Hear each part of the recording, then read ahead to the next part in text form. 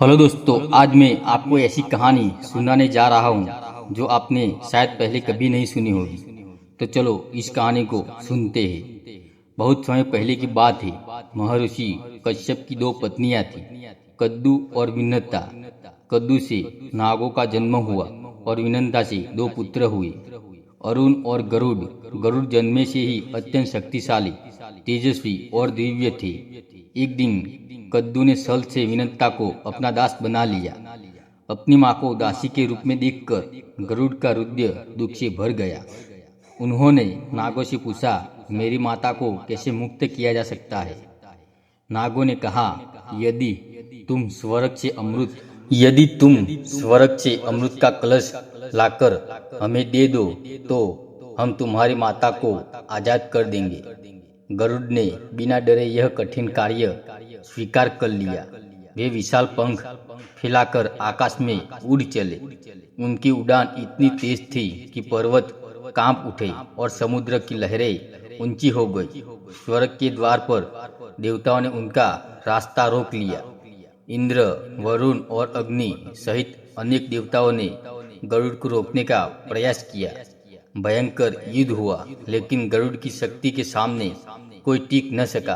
आखिरकार गरुड़ अमृत कलश तक पहुंच गए। तभी भगवान विष्णु उनके सामने प्रकट हुए।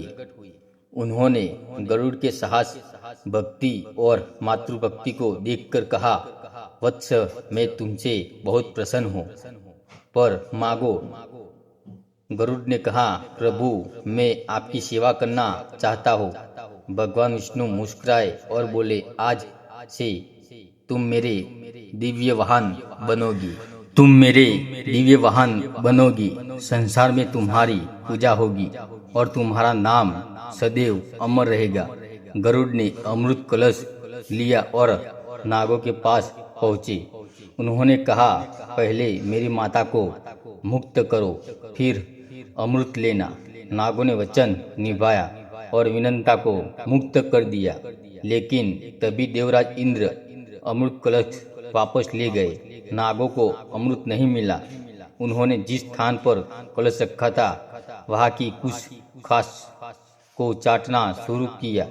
उसी कारण उनकी जीभ दो भागों में बढ़ गई। गरुड़ अपनी माता को लेकर भगवान विष्णु के धाम पहुंचे। भगवान ने उन्हें अपने ध्वज और वाहन का सर्वोच्च सम्मान दिया। तभी से गरुड़ देव धर्म, शक्ति, साहस और मातृभक्ति के प्रतीक माने जाते हैं।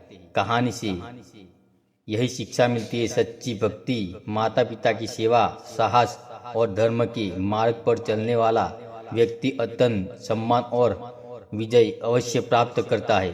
दोस्तों, ऐसी ही अनसुनी रहस्यमयी कहानी सुनने के लिए मेरी चैनल को लाइक और सब्सक्राइब कर लीजिए। राधे राधे।